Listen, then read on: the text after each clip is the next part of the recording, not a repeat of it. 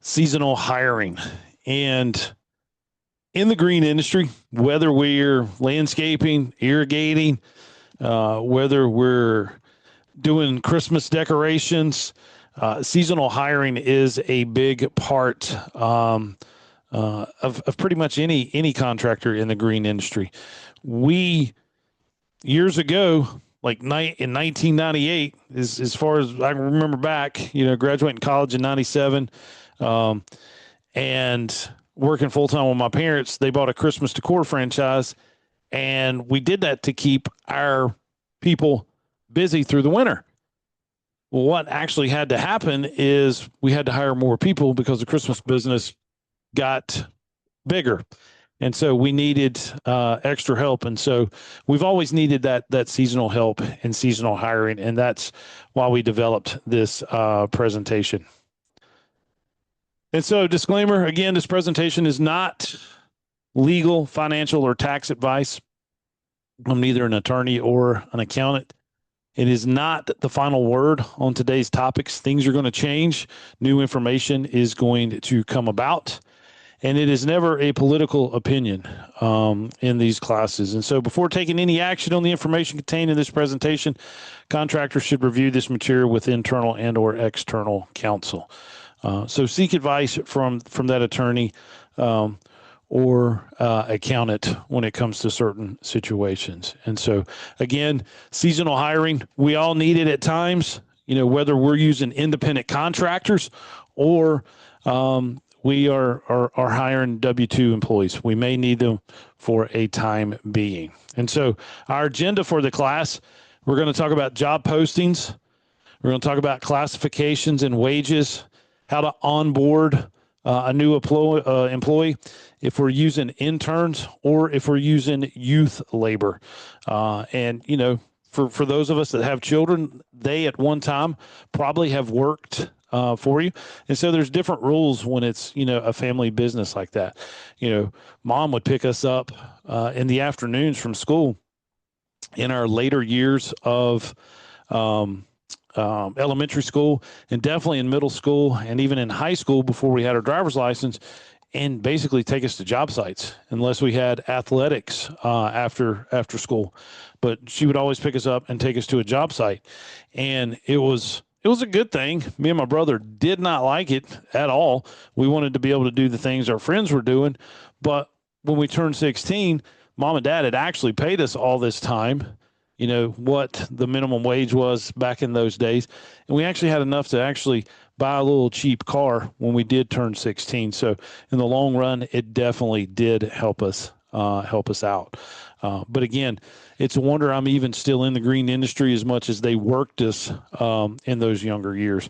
And even the weekends, having the nursery, pulling weeds out of plant buckets and fertilizing them. And, it was something always to do here on the farm.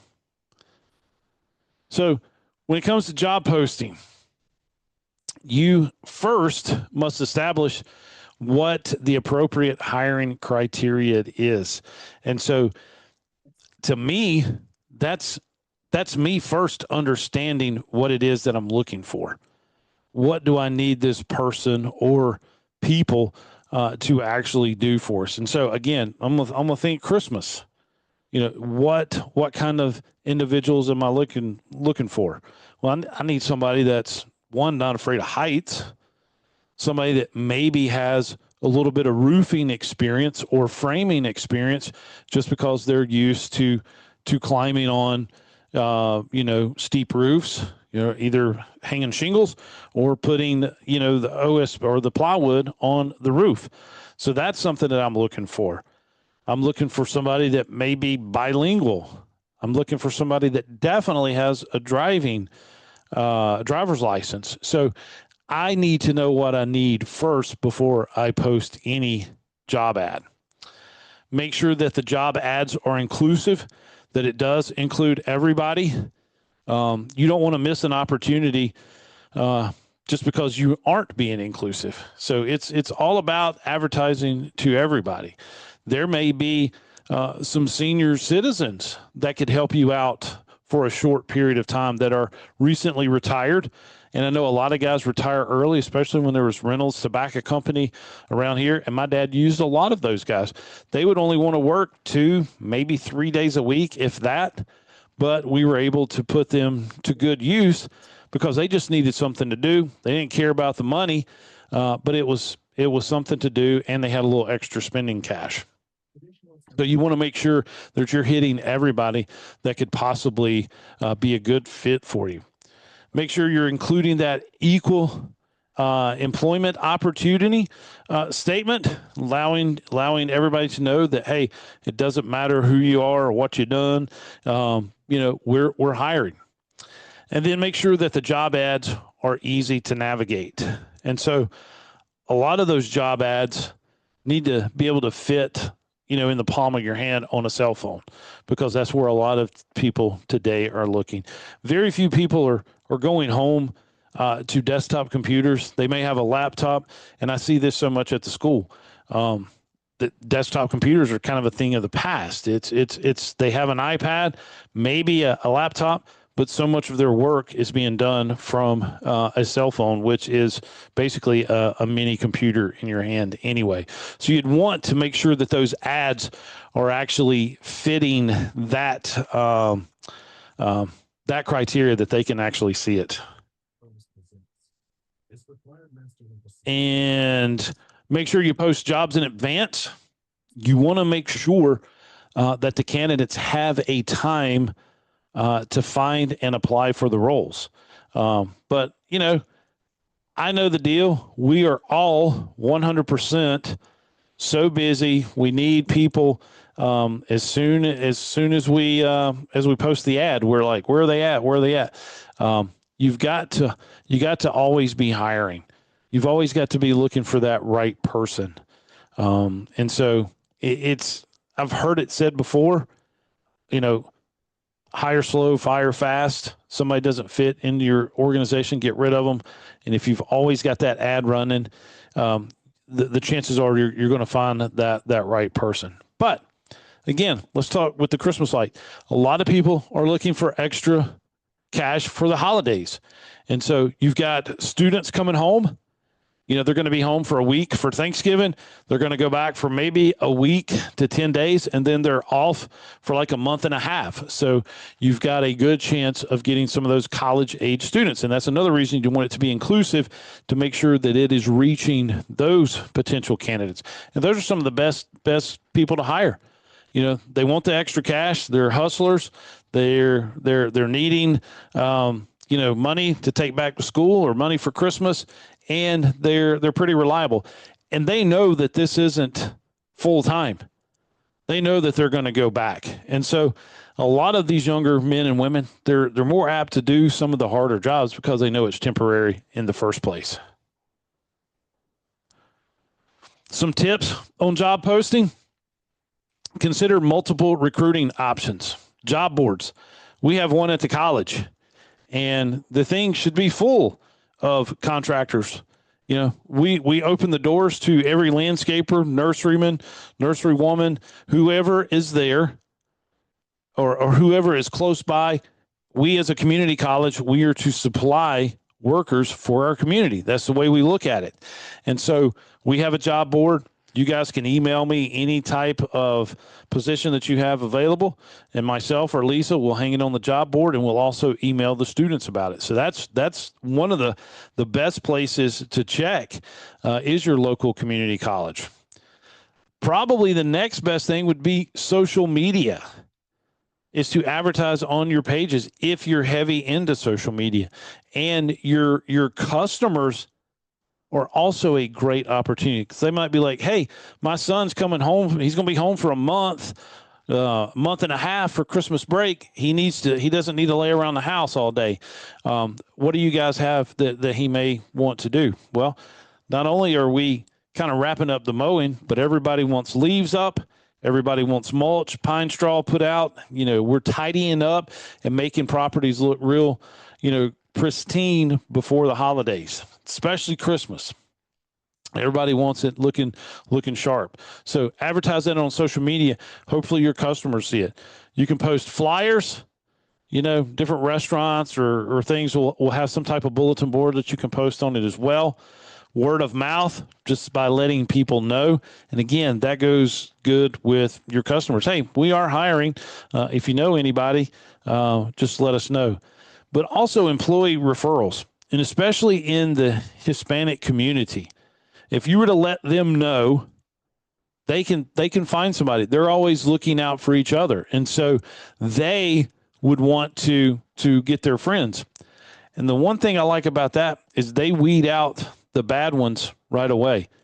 A good group of Spanish guys that work hard and enjoy their work, if they bring on somebody who is not capable of keeping up with them and not doing as good of a job, they will be the ones to weed them out and say, hey, boss, don't want him here anymore. We'll find somebody new.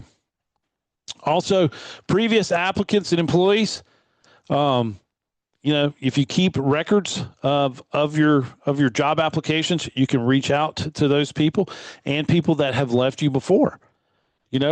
Again, I don't ever criticize or get mad if somebody leaves me for a better position with somebody else. I'm always wanting somebody to further their career so that they can take care of their family and do the right thing. But they may be in a situation where, hey, we work for this huge landscape maintenance contractor, and that's all we do. Mowing stop. We've got the mulch and stuff out. They may want to come and help with the Christmas lights for a month or so. So always check with them. Also, within the Hispanic community, their wives make good employees. Certain jobs they just know how to do. Pruning, mulching, definitely with the Christmas lights, they are just good workers. And they ride together. They take care of each other, and they're going to make sure that each other, they're holding each other accountable to make sure that the work gets done. And then truck signage, just getting a magnet sign that says, now hiring. You've already got your phone numbers and ways to contact you on your vehicles. So it's a matter of just popping another one on there that says now hiring, and hopefully they can reach out for you that way. The next thing you'd have to actually think about is the classification and the wages.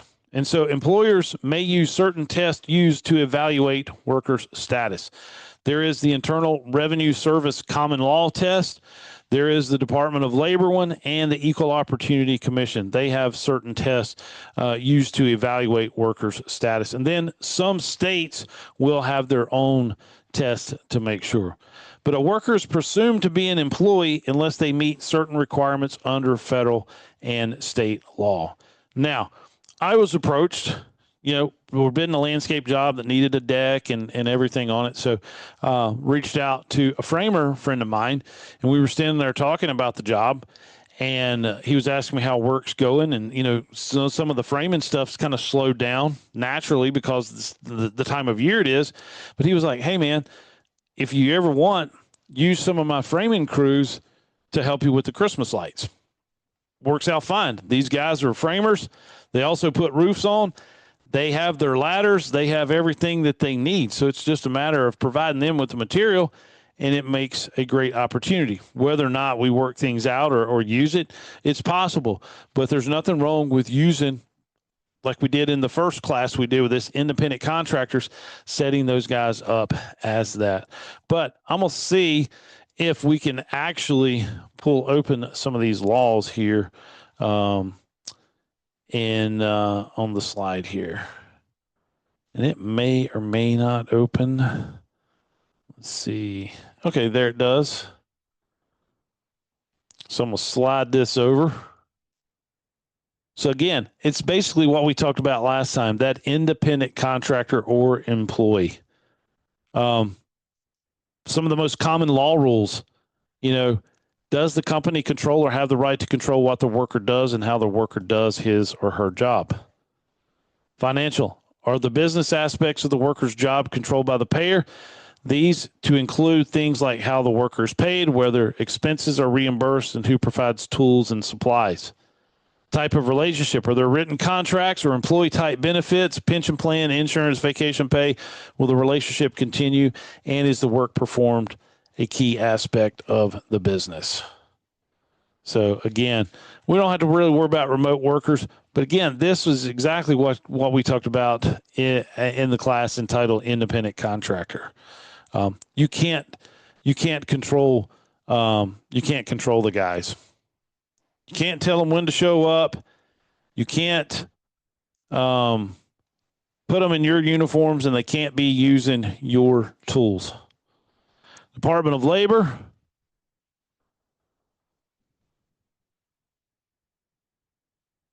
Again, that economic reality test that we've looked at. Opportunity for profit or loss depending on managerial skills. So are these guys able to make a profit or make a loss or have a loss? Investments by the worker employer. Who's actually investing in the company? The permanence of the work relationship. So in my deal with the Christmas thing, it's very temporary. What about the nature and degree of control? I can't tell them to be here 8 o'clock, 9 o'clock. They're independent contractors. They're working on their own time.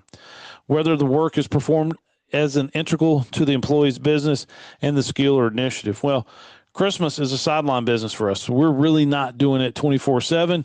So it's not an integral part of our business. And last but not least, Equal Opportunity Commission.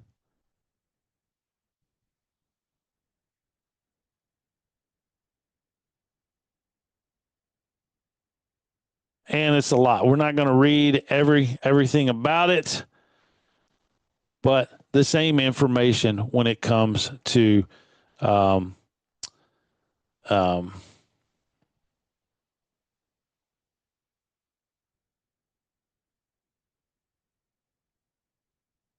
that's the Department of Labor again. My bad. So employees and applicants for employment, former employees, applicants to and participants in training and apprenticeship programs. So again, it's talking about who is an employee, who is an independent worker, and even volunteers. They talked about using volunteers, but very doubtfully somebody's going to work as hard as we work as a volunteer state, unless it is an internship, which a lot of internships are non-paid. All right, best practices. Carefully review and apply appropriate tests before you classify as an individual as an independent contractor. Again, they set their own rules. They wear their own uniform. They use their own tools.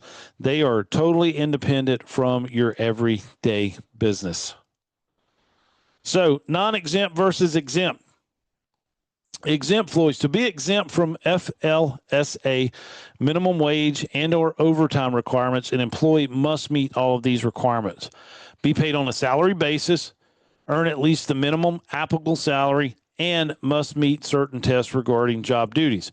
An employee that does not meet these requirements must be classified as non-exempt.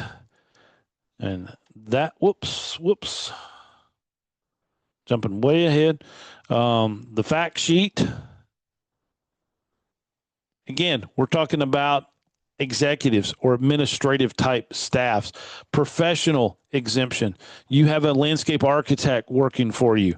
That is considered a professional service. Landscape designer, and even computer employees. You have an IT department. They are considered exempt.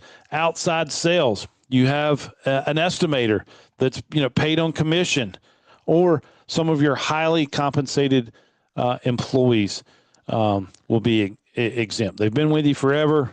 They're paid. I think it has to be. It is 6 figures, but I'm not sure. I used to know exactly what the amount was, but these guys are considered exempt.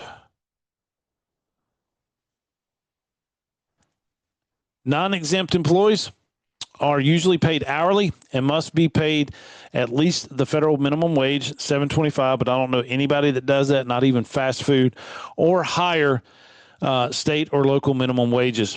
Overtime is, time and a half, 1.5 times their regular pay of rate. And note, non-exempt employees are not exempt from FLSA requirements. and the department's labor final overtime rule. It would impact how administrative, professional, and executive employees will be considered exempt from the FLSA overtime pay requirements and increase the minimum salary required for EAP exemptions to $844 per week. And that started back on July 1st of 2024. Minimum wage exemptions. The FLSA allows exemptions for amusement parks or recreational establishments from minimum wage requirements if certain conditions are met, allows minimum wages for student learners with proper pre-authorization form WH-205. State and local laws may exempt certain types of seasonal employees, such as camp counselors, from coverage under their state minimum law wages and prohibit employers from paying anything less than full minimum wage. And I know that farms can pay a little less than the minimum wage, like certain times of the year, or it has to be students that they're using. It's kind of crazy how that works. But again, I don't see how anybody's going to hire anybody at $7.25 an hour, much less pay anything of lesser value.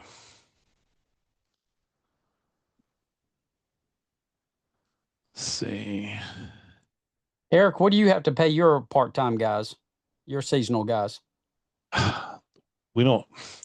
16 is the lowest that we start at, but on average right now for us is around 21 bucks an hour.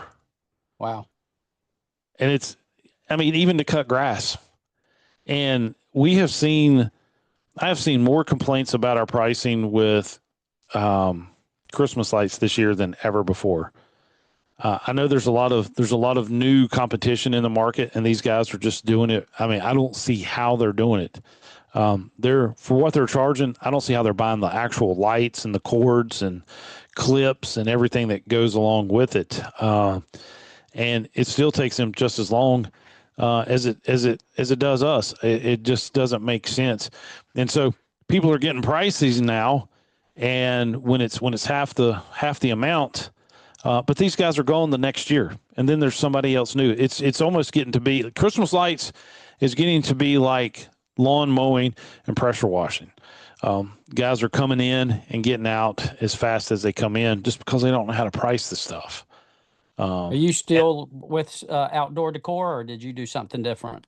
We were with them for 10 years. So in 2008, Mom and Dad stepped away from that. I was back active Army at that time. And so they really didn't want to do it without me. And that really helped them kind of get out of the agreement, because a lot of people got sued by them who stepped away from the franchise system. And, basically when they refused, they're like, our attorney told them, you really don't want to mess with this. You got a guy that's, in the Army deployed that was, running the business for them, who's no longer here. And so they kind of let them slip away, free and clear. But, we met our obligations. They met their obligations. It was a good organization to be in. We wouldn't have learned it as quickly as we had without them. But they got a little greedy at the end.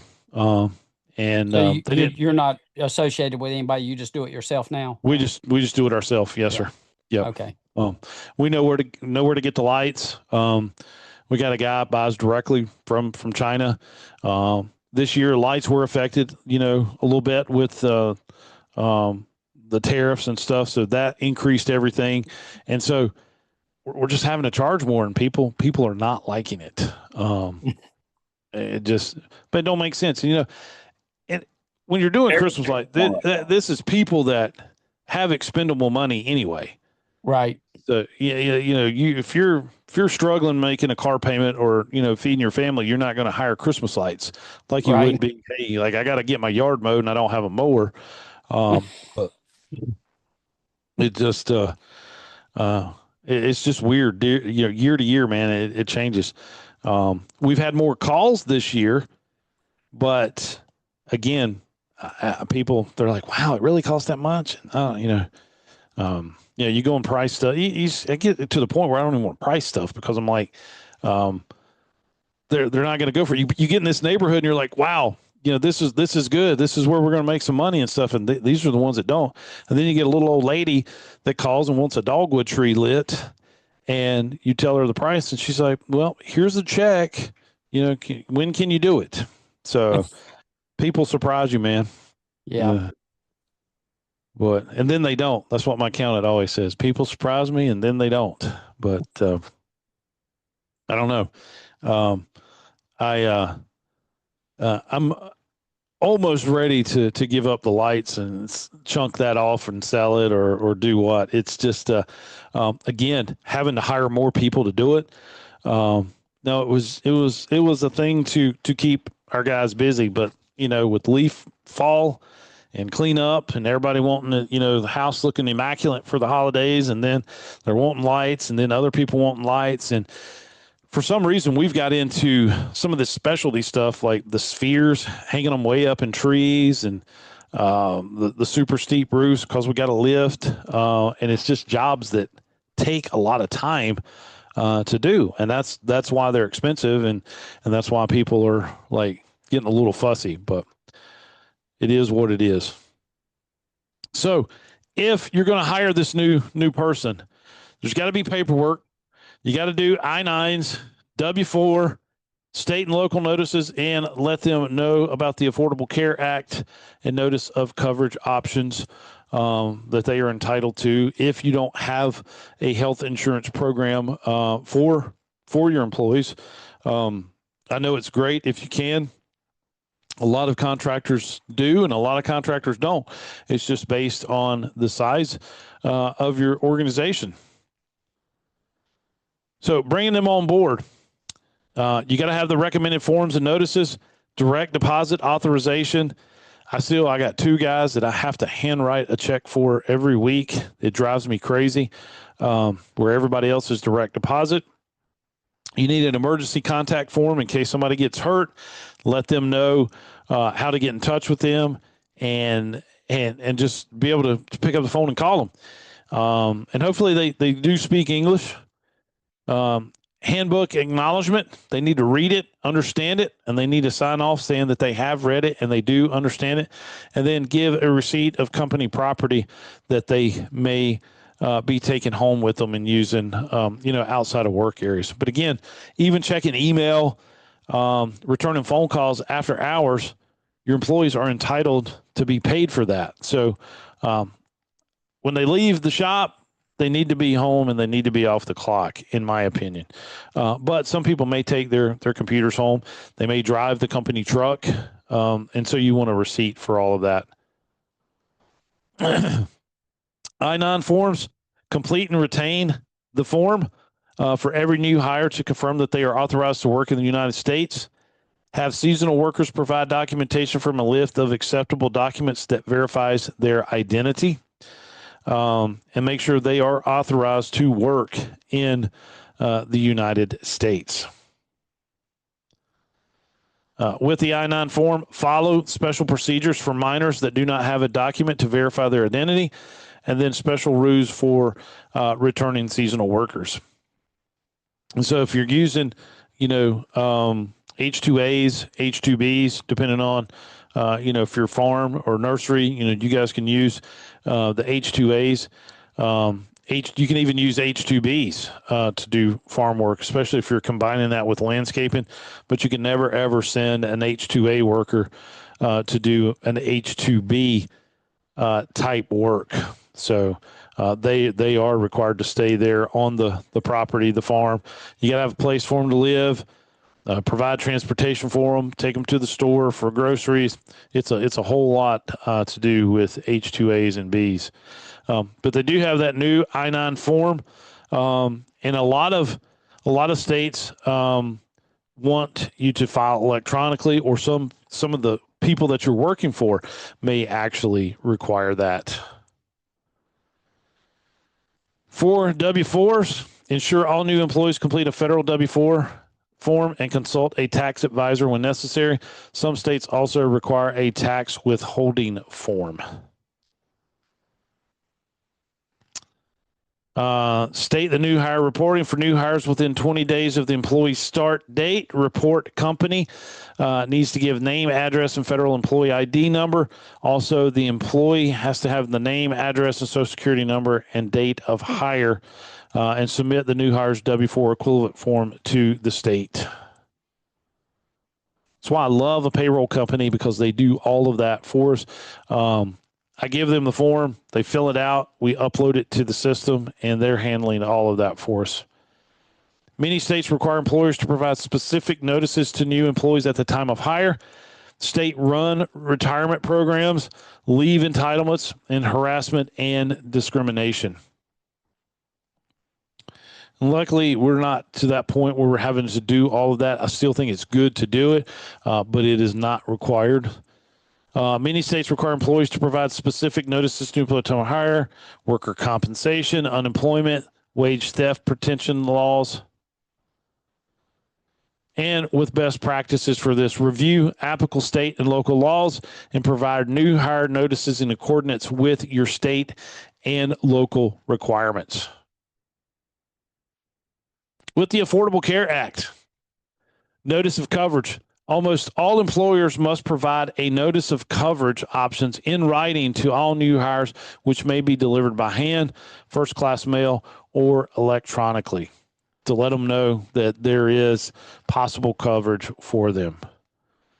The model notices, employees who offer a health plan to some or all employees, employers who do not offer a health plan, and the federal government has published rules relating to seasonal employees. So we'll see if we can open that here. And again, this is basically a PDF form. Health insurance marketplace coverage options and your health coverage.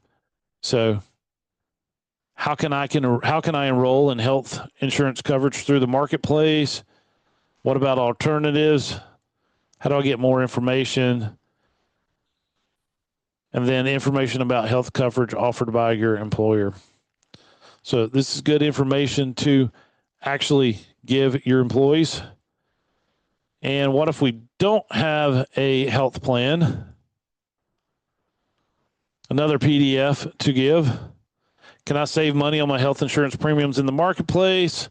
What actually is the health insurance marketplace, and does employment-based health coverage affect eligibility for premium savings through the marketplace? How can I enroll? How can I get more information? And just as long as you have that information for them.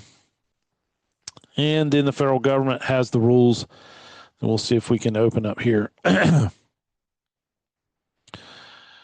is on United States Citizenship and Immigration Services webpage.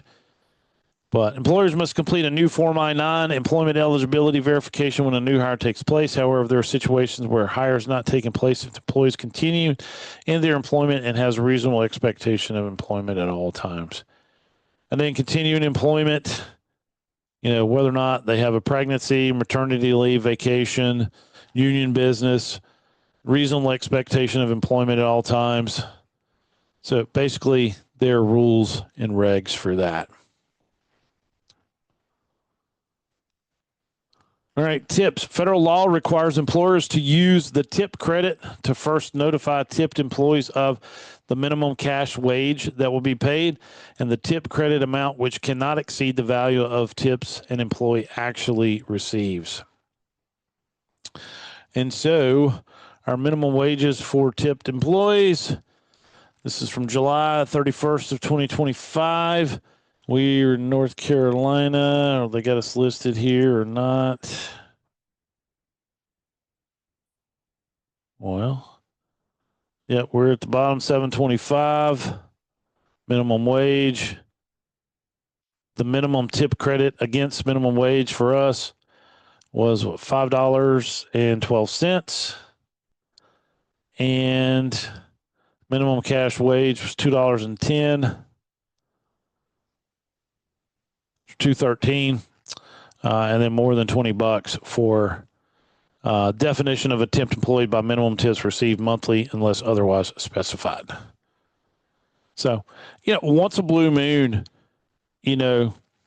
I'll hear the guy say, "Hey, Mr. or Miss So-and-so gave us $10 and said, go get it, here's lunch, or here's a 20, go get lunch." As long as that happens, I'm not worried about it. It's better left alone that I don't know about it. Some states do not allow employers to use a tip credit. Employers must notify tipped employees that they must retain all tips they receive except for a valid tip pooling arrangement. So a lot of restaurants, would like collect it all and then divide it out. Handbook acknowledgement. Provide enough time for new hires to read the handbook and ask questions. Now, the one we have at the college is like a set of encyclopedias.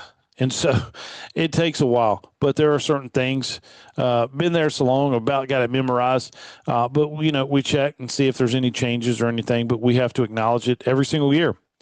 Obtain a signed form acknowledging receipt of the handbook and that the new hire is responsible for complying with all company policies. They need to know this up front, what it is that you expect, especially when it comes to uniforms, how we treat people, the respect that we must carry. It's just good stuff. When we first implemented one years ago, had about 30 employees at one time. It was the largest we'd ever been. And we implemented it. It cut our employees not in half, but a third of them walked just because they didn't want to do it. We started using a uniform service because everybody was looking kind of slouchy, holes in the jeans, etc. We wanted everybody to look good. We wanted them to be when the customers look outside, they know that it's an elite landscape employee. We had the green pants, gray T-shirts with lettering on it. I mean, we look good showing up like that, but a lot of people just couldn't handle that. They wanted to be in wife beaters. With direct deposit, provide to new hires that want pay directly deposited into their bank account each pay period and for voluntary deductions. The good thing about a payroll service, even if somebody doesn't have a checking account, they will cut a paper check, and we'll do that. They'll send you the paper check. It's going to be the day after direct deposits go in. So we pay every Monday. I submit it by 2:00. The guys get paid Monday night, just before midnight. And if they don't have a direct deposit set up, or they don't even have a bank account, they will cut them a check, and then it's FedEx to me overnight, and I get it, Tuesday around lunch. And then I'll just got to open it, sign the check, and send and give it to the employee. With benefits, where applicable, provide information about your benefit programs and any forms required to enroll. Use receipt of the company property. Use if you provide company property such as laptop, cell phone, or even a key. Keys are a big thing. You don't want people to quit that still have access to your shop, to your office, or anything like that. So when they do leave, whether it's willingly or they're being fired, you get that receipt out and you make sure that everything is given back before they leave the premises. Emergency contact, who to contact in the event of an emergency with your employee. They get hurt on the job. They just need to get in touch with a wife or spouse, or, even a mother or father if you're working, younger employees. New hire paperwork takeaways. Always complete your federal and state forms at your employee's time of hire. To me, that's always been a hard thing to do, because we hire somebody, we need them like immediately in the field. But you've got to train them, and you've got to get all this paperwork set up.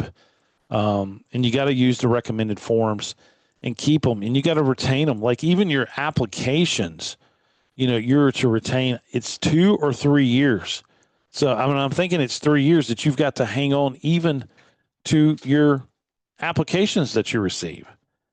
Use digital onboarding systems to expedite the processes, and that's easily set up. You can do it in Microsoft Excel. Just create a checklist. Virtually distribute electronic versions of notices where allowed. And again, if people have email, and most people do now, and they check it on their phones. It just depends on if they are checking it. So many people have thousands and thousands and thousands of unread emails in their email system, and that drives me crazy. I couldn't do it. I might be a little late in checking email, but I do eventually get to it if it's 2 or 3 days later. With training, everyone needs a sexual harassment prevention training, and it's sad that we need that. But we're in a business that a lot of our employees may be, recovering from addiction or recovering from some other type of, maybe gambling or things of that nature. And so we do have to train them on that just by the nature of the business. But a lot of people do use drugs and alcohol in this business, especially as they even get older. Their body gets worn out. They get on some pain pills. It feels good. It helps them get through the day. Next thing they know, they're addicted. Also, non-discrimination and anti-retaliation training. So if somebody does accuse them of sexual harassment, they can't retaliate. They can't get mad and be upset about it. Compliance and ethics training. And then always safety. You need to have the safety briefs. And those can be tailgate talks. Something easy with that can be very, very, very smooth. Managers, they need to be trained on the Fair Labor Standards Act, performance management, and leaves of absence. They all need to know exactly how to handle employees through each one of these. When do you give performance feedback? Hopefully it's more than once a year. I would say, 3 or 4, once a quarter, have that. Maybe even monthly. I know guys that do it monthly. And it's sometimes it's a pat on the back. Hey, you're doing a great job. Appreciate it. Sometimes it's like, hey, I need you to pick up the pace. We need to work on our time management skills. We need to, organize our trucks. And so this is going to come from your manager unless you are the owner manager and you're with your guys every single day. But positive feedback and constructive feedback is very important, and it needs to happen more often than it does. Rehires. Base your decision on legitimate business reasons and document these reasons. Communicate any changes to the role and confirm benefit eligibility. And so there are going to be people that you've let go, or they've, moved on to bigger and better things and then realized, hey, the grass wasn't so greener on the other side, and they've come back to you. So with that, make sure that it's going to benefit you. Document the reason why they left. If you've documented them, you can go back and look at it and then document why you're hiring them back. And then they need to know about any changes to their positions that they actually had. With the rehire, either complete a new Form I-9 or Section 3 of a previously completed Form I-9 if less than 3 years have passed. And that is basically... Form 3 is re-verification. It's just simply that. U.S. employers should not re-verify U.S. citizens and non-citizen nationals. To complete the Supplement B, examine the unexpired documents, determine if they appear to be genuine and relate to your employee. So basically, that's just reading through that and using that form if need be. Very simple.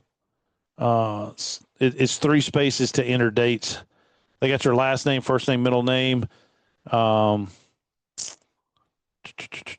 is a document number, the today's date, expiration date, and then when you rehired them. It's got to be less than 3 years old. Hiring internships. Complete Form I-9. Make sure they are properly classified. They're going to be, an employee. Is paid where required by law. Stipends cannot avoid this requirement, and receives all applicable workplace protections. So they are protected just like every other employee. If they're spraying pesticides and learning that for you, you got to give them the PPE. And some companies do pay their interns. Some don't. It just depends. We have students that do work-based learning where they get credit for class by working for somebody. Some of them are paid. Some of them are not. It just depends on what that student wants to do. If it is a specialty niche that's going to help them in their career, they're not really worried about getting paid. But if it's, a chance where they can pick up a few extra bucks, they do want to get paid. With youth labor, states may require minors to have a work permit, typically obtained through the Department of Labor, or working papers before they can begin employment.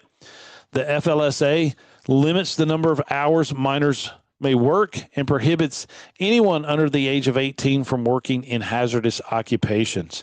And so these number of hours is based on when they're in school. So if they're out of school, they can work like it's a regular job. With school nights, they can't work past a certain time. They're not able to work but so many hours a week during the normal school year.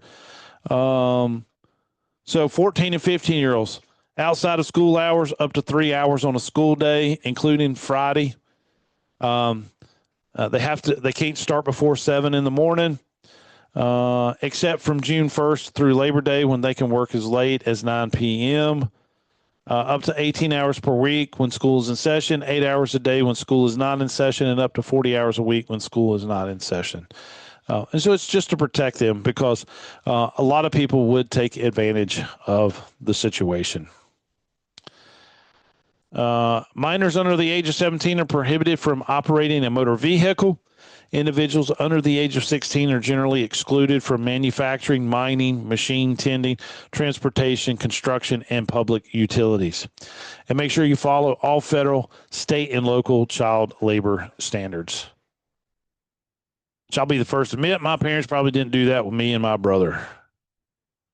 And for a review, post-complaint and inclusive, compliant and inclusive job postings. Make sure that it reaches everybody.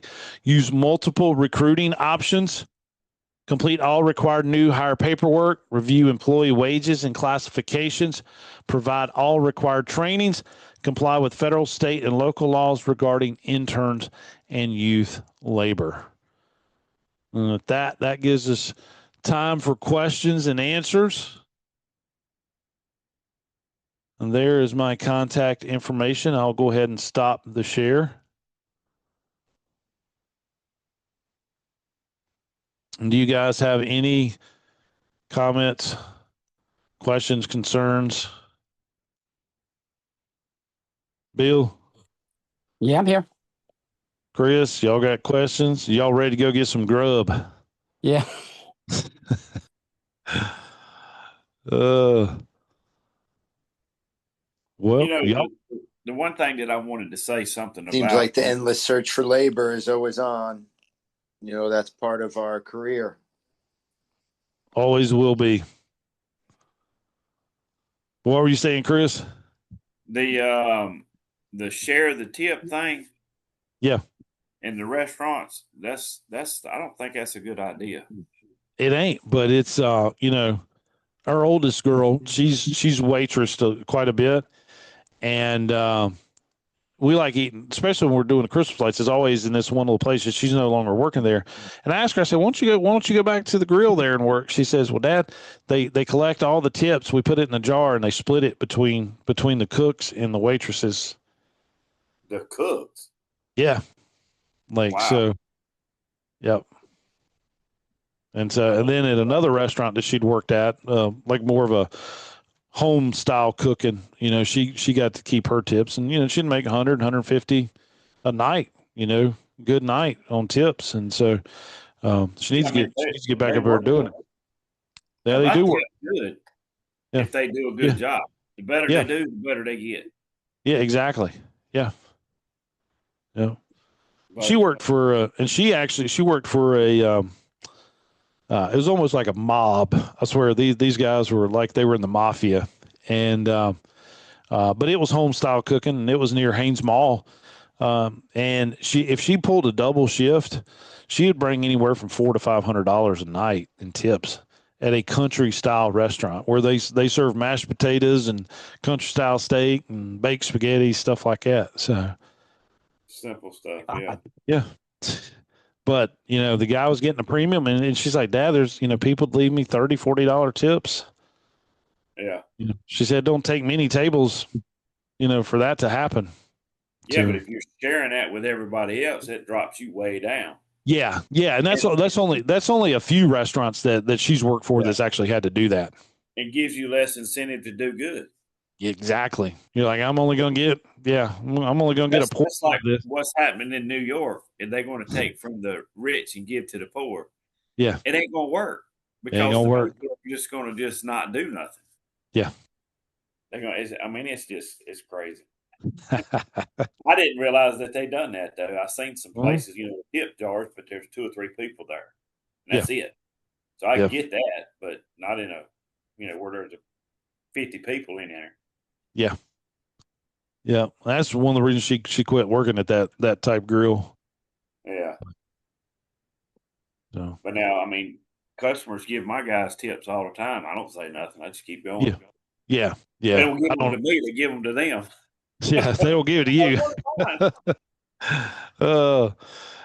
Hey, but yeah, that helps you not have to buy their lunch. Exactly. Say, boys, you can use that tip money for getting you drinks and your lunch today. Yeah. All right. Well, guys, good news for y'all. I've already done the paperwork. So as soon as we hang up, I'm gonna email it right to you. Cool. All right. Okay. Thank you.